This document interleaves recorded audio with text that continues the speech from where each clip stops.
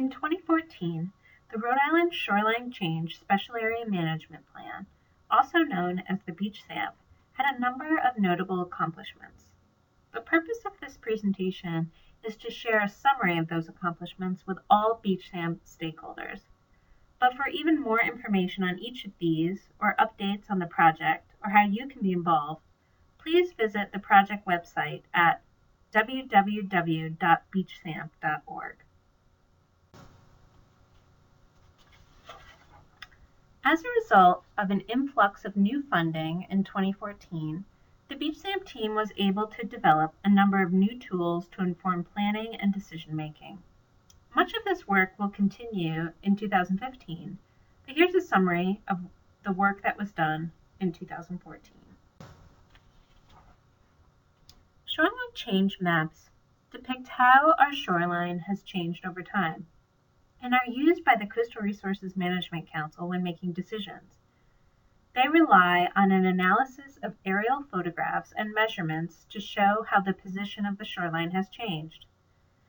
In 2014, the Beach SAMP team, led by Dr. John Boothroyd and Dr. Brian Oakley, created a new online interface at beachsamp.org for people to more easily find and interpret the shoreline change maps. In addition, the Beach SAMP team also created a new shoreline change map for Block Island, which previously had not had any shoreline change maps. Currently, and through the rest of 2015, all Washington County shoreline change maps will be updated using the most recent aerial photography. The last time shoreline change maps were updated was in 2004 or earlier in some cases. The Beach SAMP team is also monitoring a number of sites along the southern coast of Rhode Island, including the Musquamaket Beach Nourishment Project, as well as sites on Block Island to see how the shore face changes on shorter time frames, such as a result of a storm event. Building on this work in 2015, projections of what the shoreline will look like in the future will be created. For more information on this work, as well as other work being done by the Beach SAMP team in 2015, please see the 2015 work plan presentation available at beachsamp.org.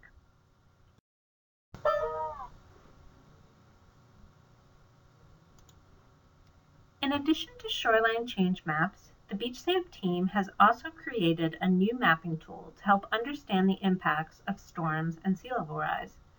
Storm Tools provides maps of the entire state showing what the flooding impacts may be from a 25, 50, or 100-year storm, plus the impacts of sea level rise.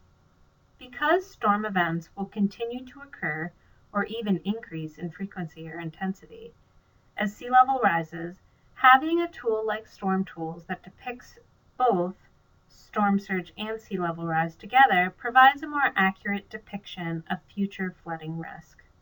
Planners and local or state decision makers can then use this tool to inform long-term planning, day-to-day operations, and decision making.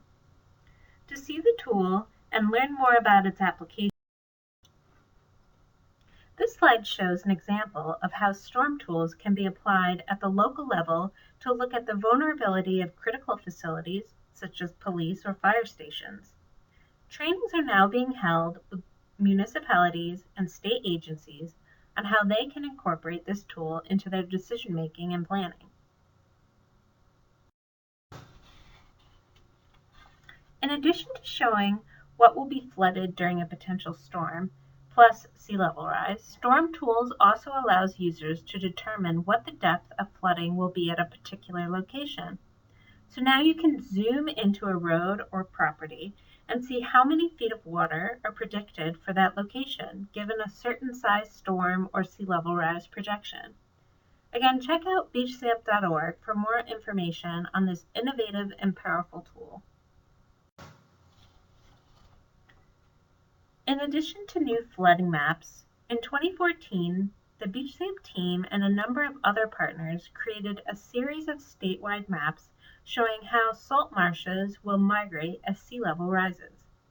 Marshes naturally want to migrate landward as sea level rises, or else they will drown in place. Using a model called the Salt Marsh Migration Model, or SLAM, all salt marshes in the state were mapped to determine how they would change given different sea level rise scenarios of 1 foot, 3 feet, and 5 feet. The Beach SAMP team shared these maps with all coastal communities in the state and held meetings with each of them, and ultimately CRMC adopted these maps as planning documents that they will consider in future decision making.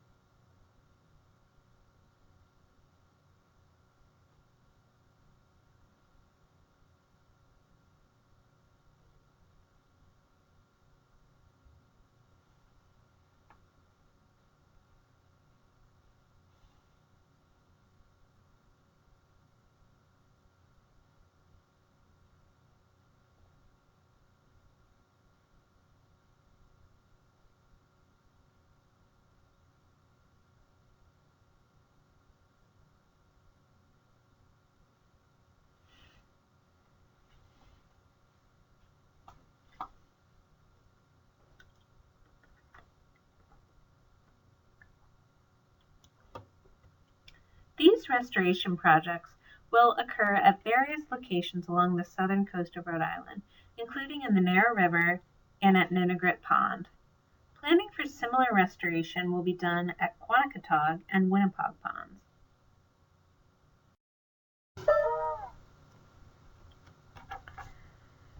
This project.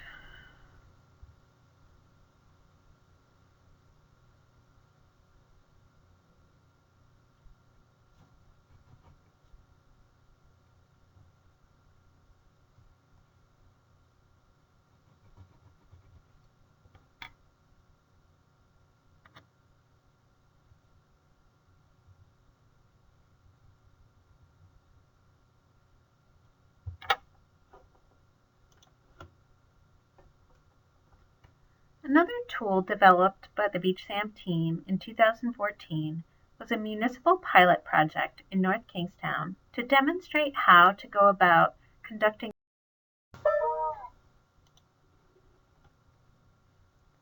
Another pilot project that was conducted by the Beach SAMP team and its partners was a project looking at the impacts to natural resources from climate change and how that can inform local and state management.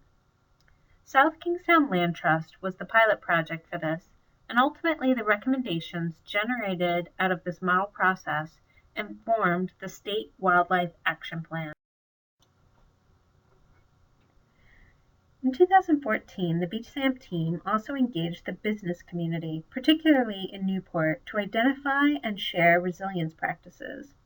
A 3-day intensive workshop was held to share tools with waterfront business owners on how to understand their vulnerability to things like wind, storms, flooding, and sea level rise, and then how to go about reducing their risk, whether it be through physically adapting their buildings to deal with rising tides or having a continuity plan to bounce back quicker following a storm. In December of 2014, the Beach SAMP team also held a conference entitled Staying Afloat, which focused entirely on business resiliency.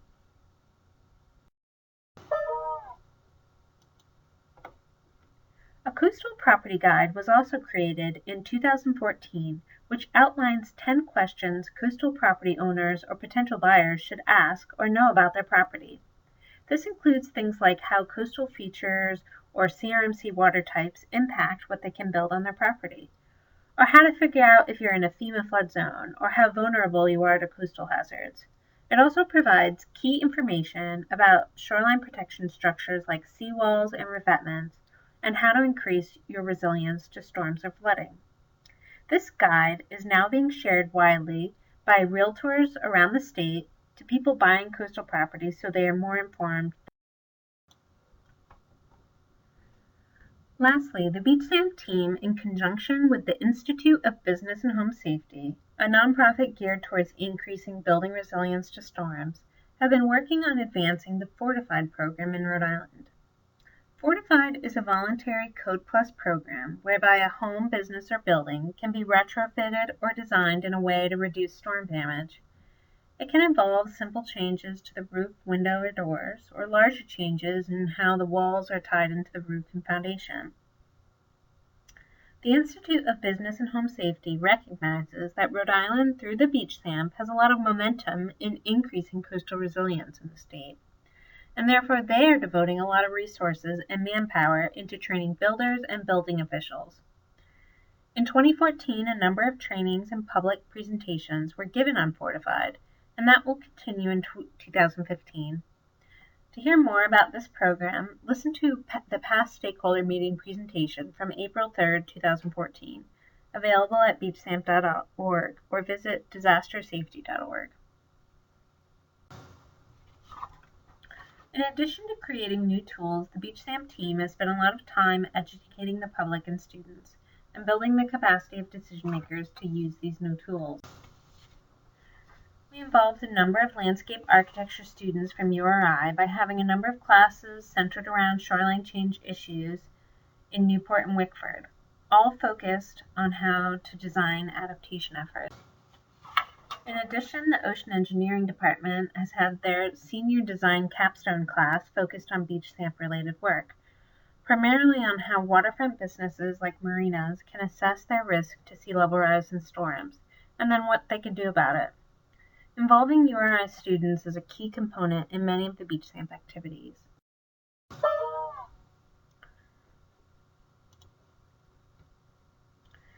A number of events were also conducted in 2014 by various Beach SAMP team members and partners, including field trips like erosion walks and salt marsh tours, public stakeholder meetings, local events to share sea level rise maps, and the launch of a new website, riclimatechange.org, which is meant to inform the general public about what we can expect from climate change and what we can do about it, as well as an array of fact sheets, handouts, and summary reports, which can all be accessed at beachsamp.org.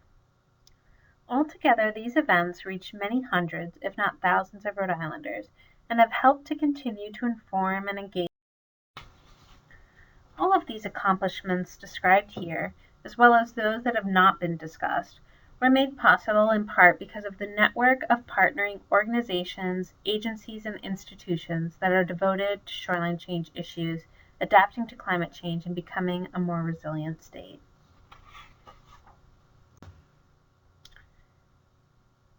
For more information on these accomplishments, updates on the project, or how you can be more involved, please visit www.beachsamp.org.